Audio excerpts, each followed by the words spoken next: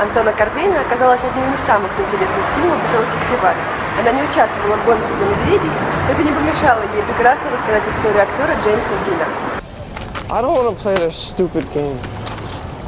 You don't have to. I mean, just let me help you. I got 30 million people reading Life magazine, and we do a great shoot. I mean, none of this stuff. Wait a minute, you think you're giving me something that's not already coming my way?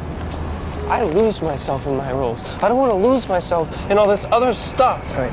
I thought it was interesting to look at the relation between a photographer and the subject matter, if that subject is in the public eye, because I tend to do a bit of that myself. I think it's alluded to in the film where Dennis Stock thinks he's doing James Dean a favor, and James Dean he thinks he's doing Dennis Stock a favor. They think that they can protect me by moving around all the time. You know, in a strange way, I related to this character a lot more than any film I've ever done, because I filmed it right before I went on the press tour for Spider-Man, and there was kind of a lot looming over me in terms of my future, publicity, and what the future was going to bring in terms of my career and, you know, fame, really, which is in a big way what James Dean is dealing with in this film. What it means to accomplish your dreams and what the personal sacrifice that comes along with that. I don't know, I thought he was quite a timeless character as well. It's the story, you know, someone who's trying to be an artist, and you know, his fear of not being as good an artist that he thinks he is the most debilitating part of his life, and I think that's, you know, it's quite a timeless story. На пресс-конференции не обошлось без странных вопросов. Do you think that the fact that Dane DeHaan, Dane is a D-A-N-E and Dean is D-E-N-A-N, that influenced maybe you, Mr. Corbijn, or maybe this was a fate for you, Mr. DeHaan? I mean, even in your family name there is D-E-A-N. Well, I mean, that was the reason to approach Dane, obviously. And yeah, with Rob and Dennis, that was harder to find the similarity in the name, but we got there in the end. I'm not really one to believe so much in fate, but I do look at the opportunity that Anton gave me as a huge gift, a really rewarding experience, and they did misspell my name on the my schedule for the press tour, or for this film festival, as Dean DeHaan.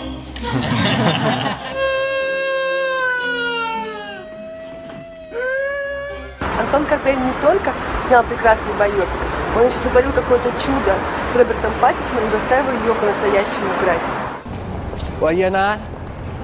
Well, that was your stand-in at the Star is Born premiere, and all this with Pierre. That was a real relationship. I think you're experiencing real loss right now. I don't know. I mean, I did feel like being a paparazzi for a second. I do empathise with, you know, their plight. I was filled with self-loathing and wretchedness, and wanted to really kind of harm myself at the end of every day. So I do feel for them. At the end of the day, I feel that they go home and kind of beat themselves. That's what I was doing to get into character. I think we got your camera like 3-4 months prior to shooting, and old Leica from that period and some film, and I left basically Rob at it. I think it was important that he familiarized himself with a old-fashioned camera, and you know, made it feel like part of his body in a way. Yeah, I mean, I was shooting with this, I think it was something like a 1953 Leica or something for a few months before taking some pretty awful photographs. It was a different time, you know, studios owned the actors in a way that they would almost just have a roster, you know, of a certain amount of people, and they would own you for years at a time, and you would live on the studio lot, and they would tell you the films you were going to do, and they would be in charge of the image that you were going to project. I'm not on a 10-year contract with a studio, and I can make a movie and then I can make my own personal choice for the film that I would like to do next. That wasn't necessarily the case back then. So I think that's the advantage of being an actor today, although it would be really cool to live on a bungalow on a studio. They'll never hand you a pamphlet. Or I never asked to see it anyway. just put the money on the table and get out.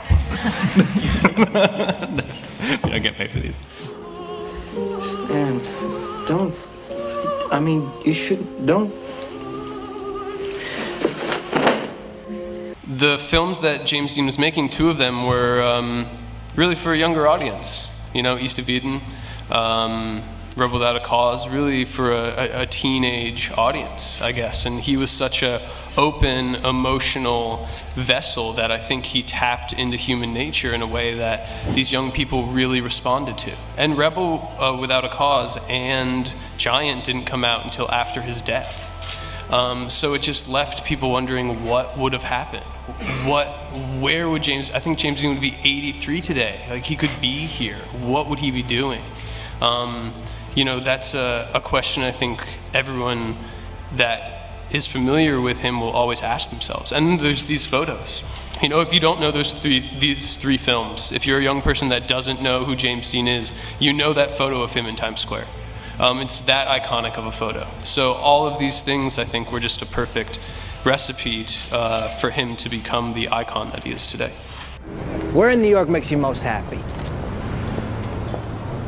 All right, but you're not gonna like it. Show me.